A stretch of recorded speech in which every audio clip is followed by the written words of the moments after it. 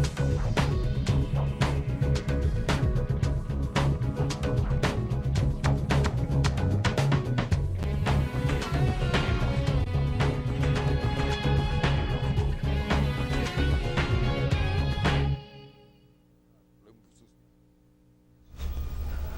noches, amigos y amigas televidentes de toda la República Dominicana, que a esta hora y en este canal tienen en sintonía su programa Realidad TV. La realidad como es, solo aquí en Realidad TV. Yo soy Tomás Suriel Pérez y le invito a compartir una hora de comentarios y análisis de los principales acontecimientos ocurridos aquí en la República Dominicana y en el resto del mundo.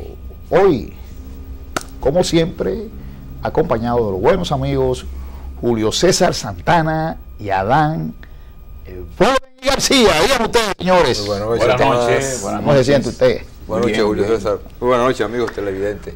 Como digo, Tomás, una hora que vamos a pasar aquí interactuando con ustedes. Así es. Mire, pues el día de hoy se está conmemorando, ¿verdad? El 172 aniversario de lo que se conoció como la batalla del 30 de marzo, que se libró en la ciudad de Santiago. Ahí vemos una infografía que publicó el periódico Nacional el día de hoy de lo que fue esa batalla, ¿verdad? Entonces, la batalla del 30 de marzo se constituyó un sello patriótico. El 19 de marzo de 1844, el pueblo, con más determinación y valor que armas, había derrotado en Azua a las tropas haitianas que invadieron el territorio con el propósito de impedir que se materializara la proclamación de la República Dominicana como Estado independiente, libre y soberano. Antes que captar el mensaje, otra columna del ejército haitiano fue humillada un día como hoy en Santiago, en lo que se conoce como la batalla del 30 de marzo. Con la gesta encabezada por los generales José María Inver y Fernando Valerio, los dominicanos reafirmaron el manifiesto del 27 de febrero de ser una patria libre e independiente de toda potencia extranjera. Fue un sello patriótico que ha perdurado a través de la historia. A los 172 años de la epopeya, la nación dominicana mantiene la determinación de trillar su propio sendero, de ser libre y soberana, pero no solo respecto a Haití, sino frente a cualquier otro país. Lo ha demostrado a través de su historia con los intentos de regatearle esa condición y contra la presencia de tropas extranjeras, y está en posición de volver a hacerlo en caso de ser necesario para preservar el legado de los héroes de una batalla como la que se libró un día como hoy en Santiago. Ahí está. O sea que Santiago está de fiesta, pero con él la República Dominicana entera. El hecho de que los haitianos quisieran impedir la proclamación de la República significa que ellos sí sabían cuál era el criterio y el significado de eso. Esa era la consolidación de la independencia del país, y yo creo que realmente escribieron sus páginas de oro realmente los dominicanos y las dominicanas que lucharon en esa batalla. El Cibao siempre fue un centro de... Llegó un momento, por ejemplo, que en el Cibao proclamaron a Duarte, y aquí en la capital un sector reaccionario proclamó a Santana. O sea, el Cibao también ha sido siempre centro, además de un centro de producción nacional, un centro de un patriotismo arraigado, y yo creo que esa batalla realmente selló y consolidó la independencia de la República Dominicana. De manera que todos debemos estar de pláceme, porque tal como dice ese reportaje, eso también fortaleció el sentimiento patriótico de los dominicanos para mantenernos en guardia ante cualquier intervención que pudiera venir, no importa de qué parte del mundo viniera. Y yo creo realmente que ahí es un hecho importante y nosotros nos unimos a ese regocijo nacional. Mire, cuando Tomás empezó el tema, yo dije la segunda, y de verdad, es la segunda epopeya de nuestro naciente país para demostrar el coraje de los dominicanos. Y como también lo mencionó, la del 19, fueron las dos que consolidaron definitivamente la independencia. Ahora, hay un dato que hay que resaltar. En la época del 1844, las armas y todo lo concerniente a la guerra no es como está ahora. Sin embargo, aún con esas dificultades, y es bueno resaltar, que el coraje del dominicano para su naciente país fue tal que no importaba la gran o poca cantidad de recursos materiales o bélicos. Y esto lo digo porque el coraje de los pueblos es bueno tomarlo muy en cuenta, debido a que a nosotros también, en otra época prácticamente reciente, no quisieron hacer lo mismo, y hay que decirlo aquí. El coraje del pueblo dominicano se demostró otra vez en 1965, sin importar, ahí refiero otra vez la idea de que, sin importar la cantidad de armas o la calidad de las armas al adversario, el pueblo dominicano demostró su heroísmo, su patriotismo en 1965. Entonces yo pienso que los pueblos deben de tener muy en cuenta este tipo de acciones, de este tipo de actitudes que desarrollan los pueblos en el momento que se sienten que su soberanía está siendo mancillada. Y muchos pueblos lo han demostrado. Así está el caso de, por ejemplo, Vietnam. Vietnam fue invadido por 3 potencias y 3 potencias fueron derrotadas. La última salió de una manera vergonzosa. Entonces, ese coraje que demuestran los pueblos, yo creo que hay que resaltarlo, porque hoy en República Dominicana podemos hablar como en la calidad que estamos hablando, con la que puede hablar cualquier dominicano, gracias al coraje que tuvieron los patriotas nuestros en esa incipiente naciente república. Bueno, ya en Santiago, en el día de hoy, pues el presidente de la República encabezó un desfile militar, ¿verdad? Como es de rigor. También lo hizo en Asua, el 19 de marzo. Yo le decía a Adán cuando celebrábamos o conmemorábamos el mes de la patria, que tendríamos que hablar de un trimestre de la patria, porque en enero nace Duarte, en febrero nace Mella, se proclama la independencia, en marzo nace Francisco de Rosario Sánchez y se libran 2 grandes batallas como fueron la del 19 y el 30 de marzo, pero me quedé corto.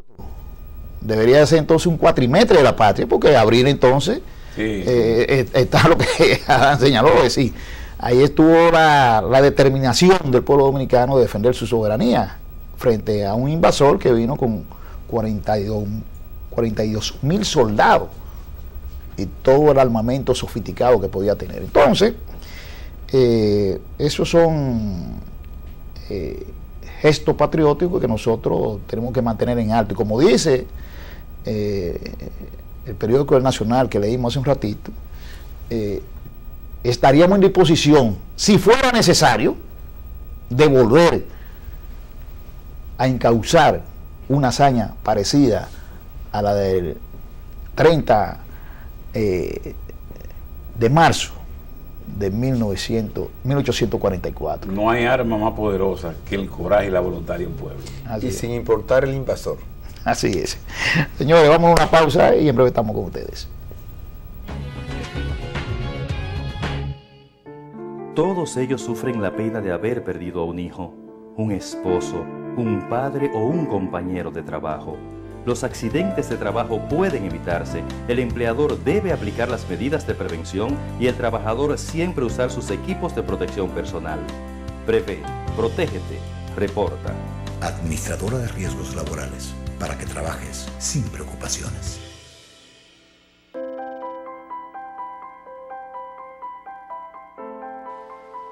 Un país limpio es la mejor muestra de salud. No tires desperdicios en calles y carreteras. Como buen ciudadano, coloca la basura en el zafacón. Juntos podemos lograrlo. Empresa de Transmisión Eléctrica Dominicana, ETED, uniendo el país con energía.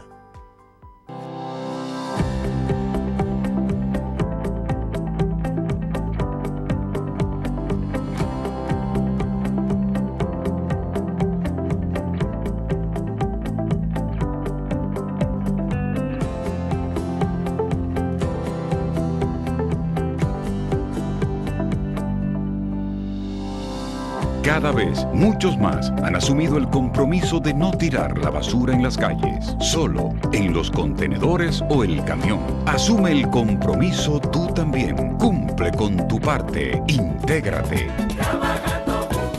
Ayuntamiento de Santo Domingo Este.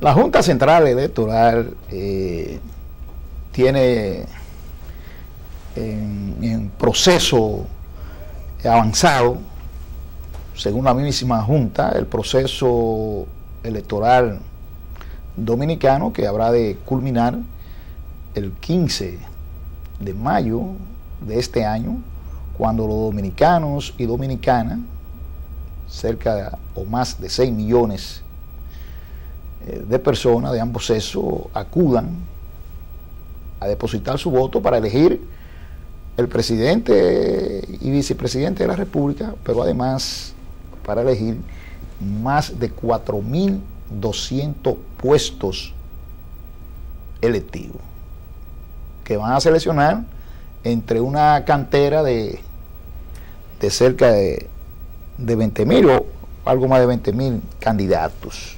Resulta entonces que la Junta anuncia, como lo vemos ahí, anuncia ya la puesta en marcha de el escrutinio electrónico.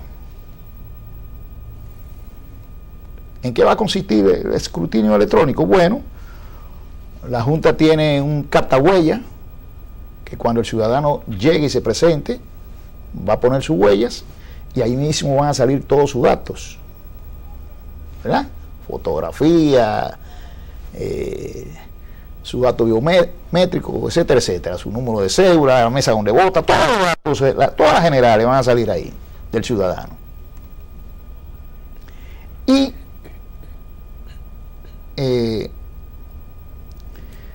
el escrutinio electrónico entonces son unos aparatos que va a tener la Junta, que va a servir para contar las actas, ¿verdad? Cada mesa electoral va a tener uno. Ese aparato va a tener adherido un dispositivo de energía, energizante, ¿no? Que le va a dar energía todo el tiempo. Ese aparato va a leer las actas, no se va a contar manualmente, sino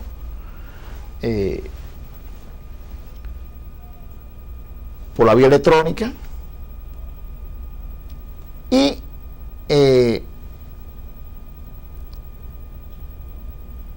será retransmitido a un centro de cómputo que tiene la Junta. Es decir, la boleta del ciudadano que depositó, el ciudadano que depositó su boleta, esa boleta va a ser leída por la máquina. Y ahí mismo va su mano, ¿verdad? Y después, entonces, cuando se tengan ya esos datos en la mesa electoral, será transmitido al centro de cómputo de la Junta. Según la Junta Central Electoral, a las 8 de la noche ya, si no hay algún percance, ya a las 8 de la noche se tiene la tendencia definitiva de la escogencia del presidente de la República y del vicepresidente o vicepresidenta de la República, porque ya hay mujeres compitiendo, ¿verdad? La que tiene más posibilidades, los tres partidos que tienen más posibilidades llevan mujeres. Entonces vamos a hablar de presidenta, de presidente y vicepresidenta. Entonces, esto es un buen augurio. Ya en otros países esto se viene implementando, incluso el voto electrónico. Ahora no viene el voto electrónico, la gente va a marcar su boleta, pero va a haber una forma de conteo y de transmisión de esos conteos de una forma electrónica. Así que nosotros, por ese lado, la Junta asegura que el proceso ya está bien avanzado. Van a hacer un ensayo, ya están trayendo los equipos, se trata de cerca de 16.000 equipos, porque cada mesa hay cerca de 16.000 mesas y cada mesa va a tener un equipo de esto. Y entonces se le ha hecho ya prueba con los partidos políticos, se le ha explicado, los partidos están satisfechos, hasta ahora nadie se ha quejado, así que vamos a ver cómo se desarrolla este proceso y que salgamos de la incertidumbre de que todavía a las 10 de la noche, a las 11 de la noche hay un movimiento y unas negociaciones. No, si ganó, ganó, y el que ganó hay que decirlo, quien sea. Ya, mira, si se toma en consideración que por los procesos electorales se puede decir que son parte para que una democracia sea adulta, yo creo que en el caso de la República Dominicana se ha ido avanzando de manera sistemática, de manera considerable. Es decir, ya las elecciones en la República Dominicana, que antes eran muy traumáticas, sucede que no, que ya es, como dicen muchos partidos, una fiesta de la democracia. Es decir, donde el ciudadano va y deposita su voto en un acto consagrado en la Constitución de la República, y ese ciudadano tiene garantía que su voto sea contado y adjudicado al candidato, a la organización de su preferencia. Yo creo entonces que la Junta Central Electoral ha dado un gran ejemplo de su consolidación institucional. Ya lo ha demostrado en la fase, por ejemplo, de diafanizar y transparentar lo que es todo el registro civil. En la República Dominicana ya no es posible que un ciudadano o ciudadana sus datos no aparezcan con el argumento de antes de que vino una inundación y el libro se quemó, o el libro se mojó, o que hubo un fuego y el libro se quemó. O sea, ya han pasado en ese proceso, que es un índice incluso de los desarrollos que tiene que tener un país. Si un país no es capaz, por ejemplo, ¿por qué siempre se le ha criticado a Haití, entre otras cosas, su debilidad institucional? Bueno, porque Haití no ha sido capaz ni siquiera de contabilizar a sus ciudadanos, decir cuántos son, y en consecuencia una sociedad que esté en esos niveles no es capaz entonces de exhibir ningún tipo de avance de desarrollo. Entonces yo creo que en la República Dominicana, incluso esta Junta, que ha sido tomada de referente en otros países, aquí han venido representantes de muchos países a observar cómo la Junta Central Electoral ha ido encadenando todo un proceso de desarrollo para diafanizar ese proceso. Ya eso es un asunto del pasado, es decir, bueno, que me pusieron un palito, que donde habían 11 le agregaron un palito y pusieron 111. O sea, Eso se daba. Pero nada más aquí se daba, aquí los resultados de las elecciones se conocían 2 meses y 3 meses después de haber pasado un proceso electoral, en un caso inaudito realmente, y en ese momento decíamos que teníamos democracia. Es decir, que yo creo que este procedimiento de la Junta, donde se va a pasar, y además los partidos políticos aquí la mayoría tienen su centro de cómputo, que podrán también ir pareando datos con lo que vayan saliendo. Entonces yo creo que ya en la República Dominicana no hay trauma, y aquel que intente inventarse algo realmente va a quedar al descubierto, porque la misma realidad y la misma tecnología lo va a llevar a decirle, no, aquí no se puede inventar. Si usted sacó 5 votos, usted sacó 5 votos. O sea, no pretenda que le vamos a agregar un 0 para que digan que sacó 50. Así que yo creo que realmente eso es un gran aporte de avance democrático del país, y eso también nos presenta ante el mundo como un país que ha ido avanzando en ese renglón y en otro, en este caso el electoral, que es el que estamos analizando.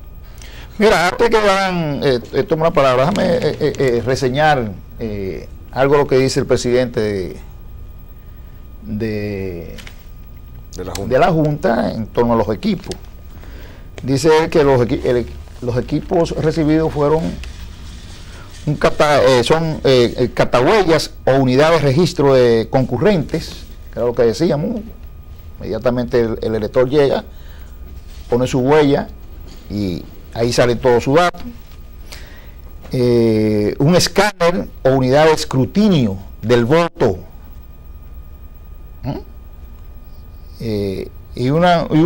Con un modo USB para la transmisión, es decir, 3 equipos en uno: catahuella, el escáner. 3 fases tiene. Sí. Exacto, se capta la huella, se emite el voto, el voto lo va a leer una máquina, no va a ser ya manual, el voto, para tratar de evitar los errores, lo va a leer una máquina, y la transmisión de los resultados de esa acta que se produzca será transmitido también de forma electrónica para que sea recibido en tiempo real. Entonces, eso va a suceder en todos los colegios electorales, en las 16.000 mesas que va a tener la Junta Central Electoral. Ahí estarán esos equipos funcionando. Así que vamos a ver cómo se desarrolla el proceso. Uno de los temores que siempre albergaba la población o los participantes en las contiendas electorales era el que, por la falta de desarrollo político, social y económico de la nación, muchos se daban a la tarea de tener un poder extraordinario con aquello de la confesión del acta. Y los resultados del acta siempre eran una cuestión de controversia, de dudas, de temores por parte de los participantes en el evento, sea una mesa u otra, por donde quiera siempre había temor con el problema del acta de votación. Y pienso que ahora, con este pequeño dato que la Junta está informando, está ella demostrando la calidad de la organización del avance en que los miembros titulares de esta Junta Central Electoral han llevado el proceso, en este último caso y en procesos anteriores incluso ya, pero en este último caso están demostrando suficiente capacidad de hacia dónde están llevando el proceso. Tanto es así que en todas las partes del cronograma que tiene la Junta en ejecución, yo no he oído los escarceos, las disputas, las quejas de los diversos sectores políticos en torno a la programación por parte de los miembros de la Junta Central Electoral. En este periodo yo no he oído esas quejas, por lo que la Junta está garantizando, es mi humilde opinión, está garantizando uno de los eventos electorales más eficientes que pudo haber organizado esta Junta. Y esta Junta y cualquier otra anterior, o los integrantes de esta Junta, de esta directiva, o de otros periodos anteriores. Entonces yo creo que también eso es resultado del avance en que se está envolviendo el país. No es exclusivo de la Junta, pero la Junta en cierta medida va a la vanguardia. Tanto así como mencionó Julio, ha sido referente para muchos otros países.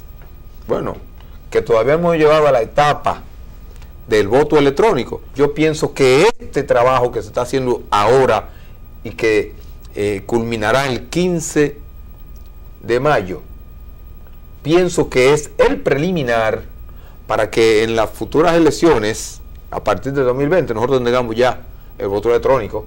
Tanto es así que la misma Junta ha facilitado a organizaciones civiles, a organizaciones de la sociedad civil, a sus eventos internos, le ha facilitado el proceso y han ejecutado el voto electrónico.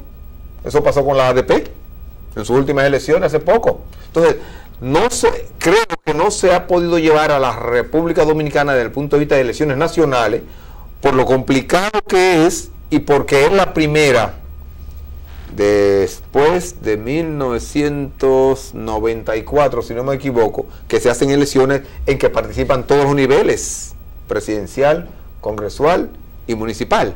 Entonces, como es el primero, pienso que la Junta tiene que ir dando paso a paso, proceso a proceso, para que cuando se dé ya el último, que es el voto electrónico, haya una suma de experiencia y de tecnología, que entonces el evento ya último se pueda ejecutar con todas las de la ley y con todas las facilidades para que la población pueda participar sin ningún temor y que los actores, es decir, los miembros de las juntas, de las mesas electorales, tengan la suficiente capacidad de entrenamiento para poder participar ya en estos eventos tecnológicos en el futuro. Pero de todo modo, ahora la institucionalidad de la Junta Central Electoral ha estado demostrando que tiene la suficiente capacidad para llevar a cabo unas elecciones el 15 de mayo sin trauma y con las mayores satisfacciones para toda la población. Eso que tú dices es sin trauma y esperamos que sea así, ¿no, verdad? Porque la Junta se ha empeñado en organizar el proceso electoral con todo lo de la ley. Va a depender mucho de los actores políticos. Los actores políticos partidarios. Va a depender mucho de ellos. El esfuerzo está. Una depuración del padrón. Ese proceso que hizo la Junta por más de un año de cambio de la cédula, eso fue una depuración de un padrón. Tenemos un padrón ya depurado. Que los ningún partido ha protestado. No, ahí voy, los partidos lo han aceptado como tal. Entonces ya aquí no hay gato entre macutos de que hay tantas cédulas que no corresponden, que hay tantos extranjeros que están incluidos que no corresponden. No. Hay un padrón depurado. Se captó las huellas. Una de las condiciones que tuvo ese proceso de cedulación fue la captación de huellas, que es lo que el ciudadano va a confirmar. Cuando el ciudadano ponga su huella, tiene que decir quién es. Se acabó las 5 cédulas, 7 Se acabó las 5 cédulas, el voto duple, sí, todo. Sí. Bueno, ya eso son cosas del pasado. Entonces, vamos ahora a el escrutinio. Estas elecciones van a ser más complejas porque se va a discutir diputados y diputados por preferencia electoral, alcaldes, regidores, etc. Distrito municipal. Entonces, la votación electrónica va a recoger todo eso. Resulta que en el pasado había siempre muchas quejas de que en el voto preferencial se iban votos para otro, que ahí no había un control claro. Sí.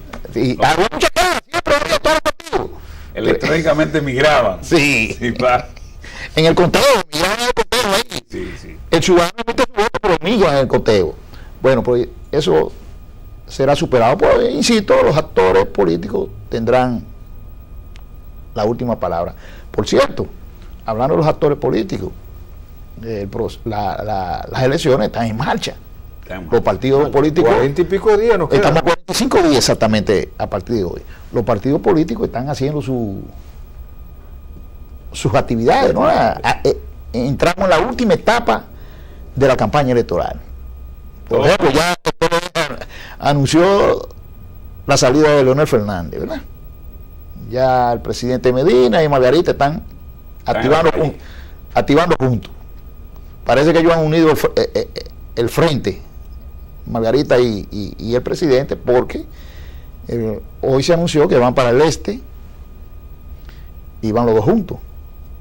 Pero también Leonel Fernández va por otro lado, ¿verdad? Sí, va al Distrito Nacional y también va a ir al este, a San Pedro de Macorís. Y por la parte de Hipólito, sí, ellos sí tienen varios frentes. Hipólito por un lado, con Carolina, está saliendo con Carolina, hasta ahora ha salido con la candidata vicepresidencial, que es su hija, Carolina, y el candidato presidencial por otro lado. Entonces, están tirados a la calle al medio los partidos políticos. Y están las encuestas. Las encuestas. Dando resultados. Y una que dicen que Danilo gana por sobre el 60%, pero hay otra que dice que va a haber una segunda vuelta, ¿verdad? Y está la conjetura de un comunicador muy conocido en el país que ha aprendido las avispas, ¿verdad? Sí. Porque ese comunicador ha dicho que según fuente que él tiene, el PRM, Partido Revolucionario Moderno, se apresta días antes de las elecciones a retirarse de la contienda. Alegando que no hay condiciones para... Alegando que no hay condiciones. ¿Pero cuáles son las condiciones? Bueno, ellos lo que alegan es que el Estado está haciendo uso excesivo de los recursos del Estado. Y parece que los organismos de seguridad del gobierno captaron alguna pista, advirtieron al presidente de la República y el presidente tomó medidas. Por ejemplo, el presidente recortó la publicidad.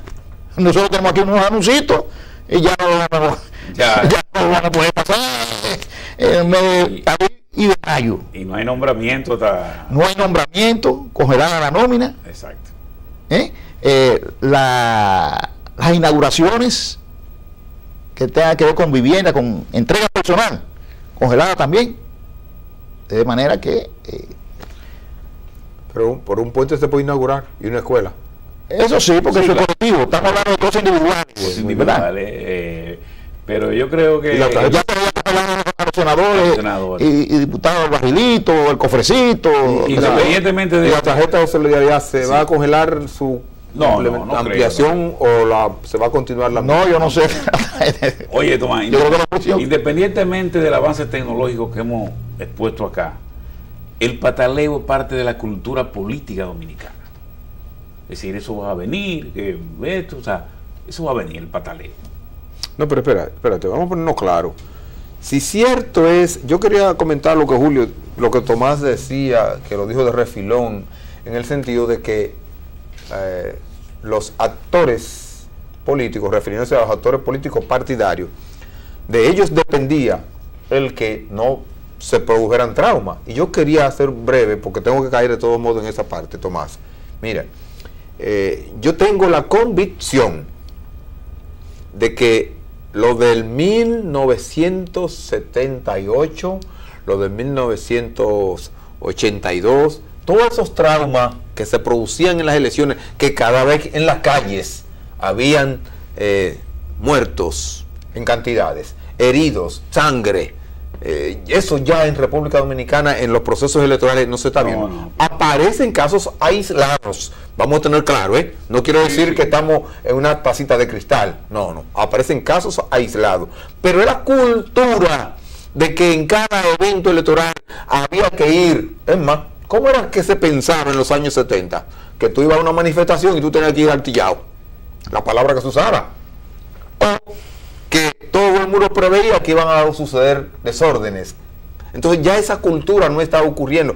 Ahora, de todos modos, quedan sectores en la sociedad, en las sociedades políticas, quedan sectores que tienen actitudes agresivas. pero están arrinconados. Cuando digo arrinconado, no quiero decir que alguien o un poder lo tiene ahí en una esquina. No, es la palabra. El proceso. Gracias, Julio. El proceso de avance de la sociedad lo ha ido dejando solo. Y esos nada más están pataleteando. Por eso creo, entrando entonces en el tema, Tomás, que es probable que la gente, el sector opositor mayoritario, que es el PRM, hay que decirlo claro, mayoritario como oposición, no es que no solamente son ellos la oposición, mayoritario como oposición, es probable que puedan tener, entre comillas, una salida del proceso.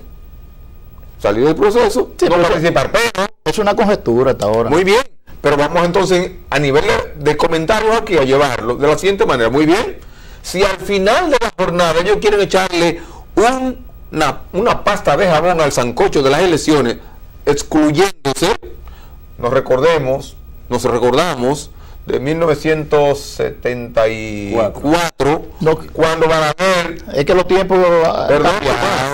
Perdón, quiero recordarlo de la siguiente manera. Si ocurriera En el 70 y en el 74 hubo una extinción de la oposición. Sí, Sí. pero perdón. Pero Balaguer jugaba a eso. Sí, y creaban las condiciones para eso. Pero no hay condiciones, las condiciones son muy diferentes. Perdón, Hay libertad pública, no hay persecución política. Sí. ¿Eh? Quiero aclarar, Tomás. Se está dando un proceso electoral con diafanidad, donde no hay posibilidad de fraude electoral. Eso pasó ya al pasado.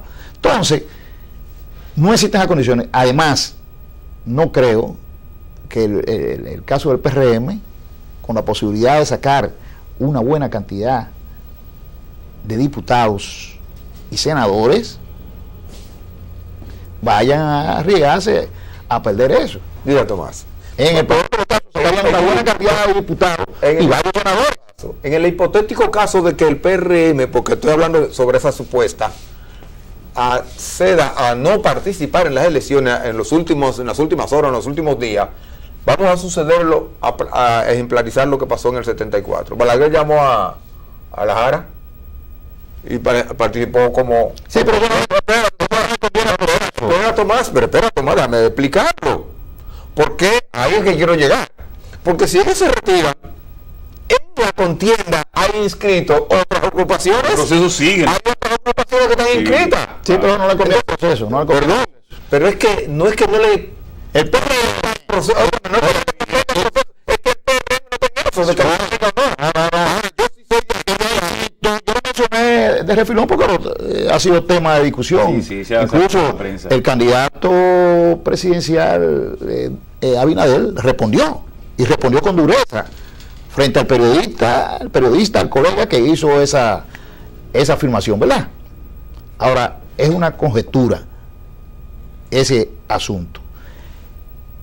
El PRM es un partido del sistema, no es un partido antisistema, es un partido del sistema y tiene que participar en el proceso electoral. Tomás, yo estoy de acuerdo en eso que tú planteas, pero es que tenemos que poner la cosa clara.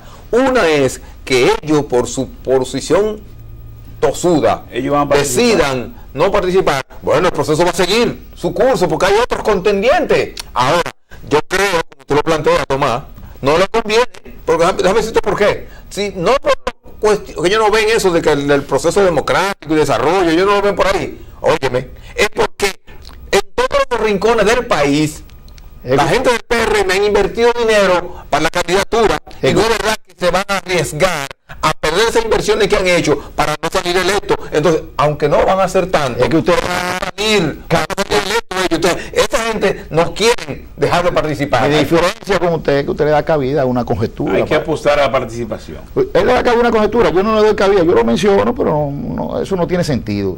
La retiro. Ellos tienen que participar en el proceso electoral y exigir todas las garantías. Ese es su derecho. Y todos los derechos. Eso es su que le derecho. corresponden. Para que ellos vean. Claro, así mismo es. Bueno, pero es que tú sabes cómo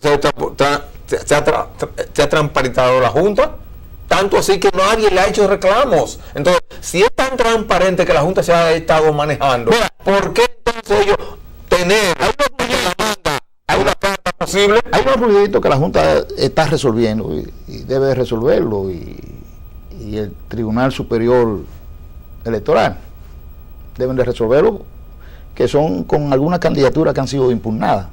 Por ejemplo, ya resolvieron lo de Francina aquí en la capital. Sí, Hoy, sí. porque eso es descabellado que esa joven, viviendo en el Distrito Nacional, porque tenga en su cédula que diga que vive en Alma Rosa, no pueda participar cuando su vida está en el Su Distrito vida Nacional. profesional está todo ahí. Además, y fue herida, gravemente herida, aquí en el sí. Distrito Nacional, ejerciendo sus labores profesionales y ahora sus labores sociales que está haciendo. ¿Tú me entiendes? Claro, Lo propio para Tunti Rutinel en Santo Domingo Este, que legalicen eso y que el PRD participe con su candidato y se quitan esos ruidos. Y así hay otros ruiditos El que San hay que Cristóbal lo resolvieron. lo resolvieron. Entonces, Sí. todas esas cositas hay que irlas resolviendo para que el Despejar proceso, el proceso. despejar el proceso y que vayamos. Sí, ¿Verdad? claro. A democracia limpia, ¿verdad? Correcto. Para que no haya la menor duda. Así mismo es. Señores, vámonos a otra pausita y en breve estamos con ustedes.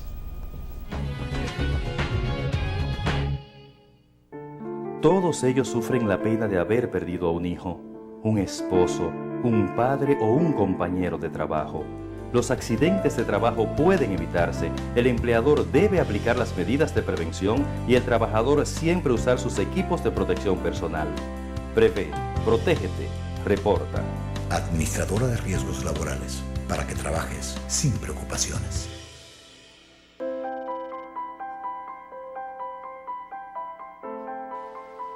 Un país limpio es la mejor muestra de salud. No tires desperdicios en calles y carreteras. Como buen ciudadano, coloca la basura en el zafacón. Juntos podemos lograrlo. Empresa de Transmisión Eléctrica Dominicana, ETED, uniendo el país con energía.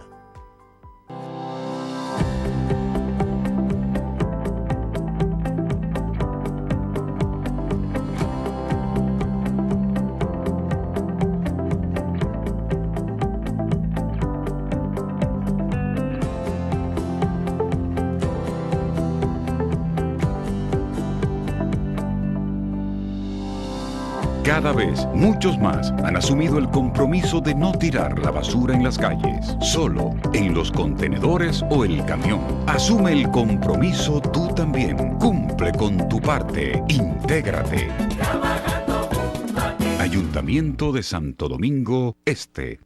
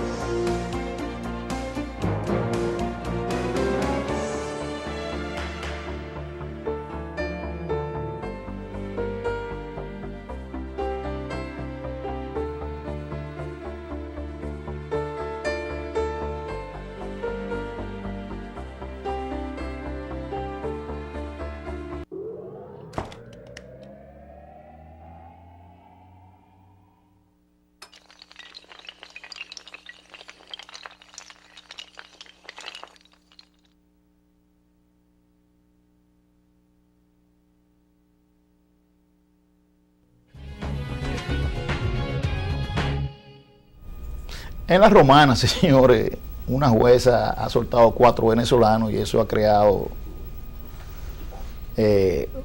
un estado de alerta en el país, porque esos 4 venezolanos vinieron con un cargamento de más de 300 kilos de cocaína. Y entonces esta jueza pues lo suelta. Se trata de la magistrada Aristilda Mercedes Rodríguez de la Romana, y soltó a los venezolanos Carlos Justiniano, de 55 años, Jorge Enrique, de 44 años, Gregorio Frías, de 23 años, Geraldo Díaz, de 38, y Giancarlos Díaz, de 35 años. Todos esos venezolanos fueron dados en libertad. Claro, fue apelada y todavía se mantiene en prisión. Está en prisión. Está en prisión, pero ¿cómo se explica que un avión que lo está siguiendo la DEA, que lo está siguiendo los organismos de seguridad, desde que salió de Venezuela, lo esperan aquí que aterrice, va a ir a Guayana, encuentran 321 kilos de coca, y entonces estos señores lo ponen en libertad? El argumento de la jueza es que ella no encontró evidencia, y el que vio ese avión y vio esa rumba de droga, la gente dice, pero ven acá, y ¿a qué se refiere esta joven profesional que mancha su carrera, ¿verdad? Sí, así mismo. Con esa actitud. Yo creo que aquí hay que, fíjate, en eso yo estoy totalmente de acuerdo con el doctor Marino Benicio Castillo. Aquí hay que crear una jurisdicción especial, depurada para tratar los casos del narcotráfico. Porque cuando venimos a ver, un juez interino comete una barbaridad. ¿Como este? Y no sé si este del interino. Sí, interino, juez interino también. Aquí va a haber que hacer la historia de la desgracia que significa para el país un juez interino, o poner un procedimiento. Bueno, oiga, yo me voy de vacaciones.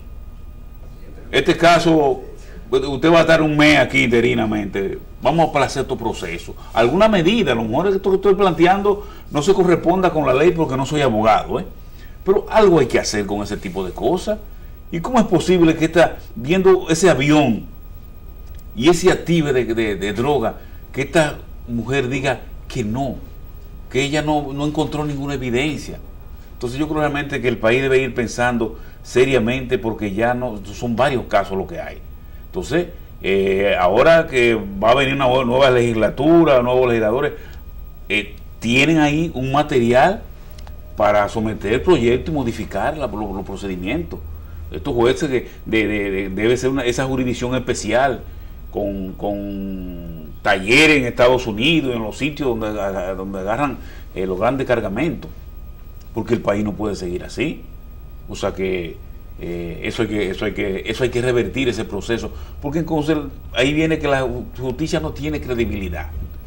Bueno, bien ha hecho la Suprema Corte de Justicia, que ha dispuesto una investigación, sí, claro, de las motivaciones que llevaron a las juezas a emitir esa orden de libertad. Las motivaciones fueron que supuestamente el expediente le faltó un numerito. Yo le pregunto, el peso de la cantidad de droga se puede equiparar con la cantidad del peso de la cantidad de tinta que se iba a gastar en poner o no a esos numeritos. El problema no está ahí, el problema está en el fondo. ¿Cuál es el fondo? Que esa magistrada, y quizás era por ahí que tú ibas, Julio, la mayoría de los casos en que la justicia se vuelca patas para arriba, lo cometen jueces interinos, la mayoría. No te voy a decir que otros, o sea, jueces titulares, no lo hagan. Pero me da la impresión que el jueguito está entre los abogados que saben defender estos casos, y entonces buscan esos jueces especiales, entre comillas, para llevar sus casos. Y entonces ahí está que normalmente le tiran la culpa al otro y el otro se la devuelve, porque ella le tiró la culpa fuera a la fiscalía por la cuestión del numerito que le faltó al expediente, porque fulano no estaba, que fulano estaba, etcétera. Entonces yo pienso que definitivamente el caso, como dice Tomás, ha puesto de emergencia al Estado Dominicano, pero no porque el Estado Dominicano como tal haya cometido un desliz o una hecatombe, un desastre. No, es que una persona, una sola exclusivamente, Aristilda, ¿de qué será que está tildando a todo el mundo ella? Con su acción. Entonces yo pienso que lo que ha ocurrido es que esa persona ha dañado, porque óyeme, en estos últimos tiempos, a pesar, lo digo con toda honestidad, a pesar de algunos casos que se han presentado, la justicia se ha estado adecentando, el Poder Judicial se ha estado adecentando, pero falta mucho. Pienso que lo que es narcotráfico, el terrorismo, el crimen organizado, son 3 flagelos que el Estado Dominicano tiene que definitivamente, en el Poder Judicial, tiene que definitivamente ponerle un estamento diferente para tratarlo.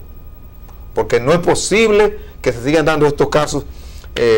Por ejemplo, el caso de un, lamentable, un señor por ahí el otro día que quería cambiar el cañón a una pistola. Eso es un crimen organizado. Eso yo no sé cuántas veces ha ocurrido en otros casos. Y eso son cuestiones que el Estado Dominicano, desde el punto de vista del Poder Judicial, tiene que cambiar definitivamente la faceta. Porque no podemos seguir en una especie de zona rural. Una sola jurisdicción que ventile. Sí, definitivamente. Todos esos casos que son tan difíciles. Ya hay tiempo. Para que definitivamente no sea un juez novato, o un juez interino, o un juez que tiene el interés de, antes de ser juez, desde que se metió a la carrera, de hacerse como de lugar. Así es. Mire, y otro caso ya internacional es el caso de Brasil, señores. Brasil está camino a una crisis política de proporciones incalculables. Brasil va camino a esa crisis política y se trata todo de un tinglado que están moviendo algunos poderes fácticos, como le dice, que quiere llevarse en forma de dominó, En cascada. en cascada a varios gobiernos. Dilma Rousseff en Brasil está camino a un juicio político. Ya el partido aliado, el más fuerte de los partidos aliados, le retiró el apoyo. Tiene 96 diputados y van a pedir un juicio político. La justicia todavía no ha aceptado la designación de Luis Ignacio da Silva, que es el líder del PT, no lo ha aceptado como ministro de la presidencia, porque él es un componedor y claro, va a tratar de hacer eso, de evitar ese juicio político. Y ya la presidenta Rousseff dijo que ese juicio político lo que es un golpe a la democracia, es un golpe de Estado. Entonces, la situación está muy delicada en Brasil. Y Brasil es la principal economía de América Latina. Y es el país más grande de América. Y en ese espejo de Brasil hay que mirarse, aunque no sea para peinarse, ¿verdad? Pero ver esos procesos que está hablando, cuáles son las fuerzas que mueven todo ese tinglado que tú le llamas, que quieren llevarse de paro regímenes que fueron el fruto de la democracia, de la elección del pueblo. Entonces, ¿cuál es el mensaje que están mandando? Cuidado de jugar a la primavera árabe, sí, del Medio Oriente, que es jugar en América Latina. Claro. Mira lo que está pasando en el Medio Oriente. Mira la comenzamos primero con la denuncia de los barómetros, de la corrupción, de la falta de institucionalidad, y se va minando. Entonces, yo creo que no se le hace ningún aporte a la democracia, al fortalecimiento democrático en ninguna parte del mundo, que se esté siguiendo ese esquema. Entonces nosotros aquí, bueno, ¿qué ha hecho, por ejemplo, en el caso de Brasil? Bueno, su partido asumió la responsabilidad y está defendiendo a Lula como partido. Es más, dijo Lula, bueno, yo como que pensaba retirar, pero yo vuelvo en el 18. En el 2018 yo vuelvo. O sea, entonces yo creo realmente que posiblemente ese esquema se va a caer porque no va a tener base de sustentación. En la región no lo va a tener. Y ese es un ensayo que están haciendo en Brasil. Van todos en América Latina. Sí. Miren, amigos televidentes, hubo un poder que se dedicó por unos años largos a Medio Oriente y se olvidó de lo que le llaman el patio trasero o de América Latina, y se le fueron de la mano por voluntad de los pueblos se le fueron de la mano muchos regímenes. Esos regímenes muy democráticos, muy populares, porque fueron elegidos por la población, están siendo organizados, mejor dicho, están siendo desorganizados para lo que Tomás dijo, para llevárselo en cascada. Y yo recuerdo, nunca me olvidaré de una frase que dijo un gran hombre en República Dominicana. Ese organismo de poder trabaja para 20 años. Así como duraron muchísimos años dedicados a Medio Oriente y que se olvidaron de América Latina, dedicaron unos cuantos años a organizar cómo van a desestabilizar nuestra América Latina en esos 20 años. Y están camino a 2 países primero, Venezuela, Brasil, luego veremos Bolivia, luego veremos Ecuador. Ya en Argentina hicieron un ensayo muy calladito, pero lo hicieron, y seguirán. Y en el Caribe, sépanlo, en el Caribe van a querer hacerlo. Pero creo que vamos a tener que recordar el 19 de marzo y el 30 de marzo de 1844 otra vez. Bueno, esos poderes fáticos que tengan cuidado con esa... Mover esas teclas. No, con esas primaveras árabes. Sí. Que creo que en eso que quieren llevar, quieran introducir en América Latina. Hay que dejar que sean los pueblos que decidan y que resuelvan su diferendo. Señores, Fidel le mandó una carta a Obama. Fidel, ¿no? Sí. Fidel le mandó una carta a Obama. Por eso Fidel no lo recibió. Hablando del pasado, Obama dijo que había que ocultar el pasado. Y no, el pasado está aquí. Bueno, señores, hemos concluido por el día de hoy su programa Realidad TV. Julio César Santana, Adán Boden y Tomás Uriel Pérez, deseamos que pasen buena noche y que nos veamos en un próximo programa. Hasta la próxima.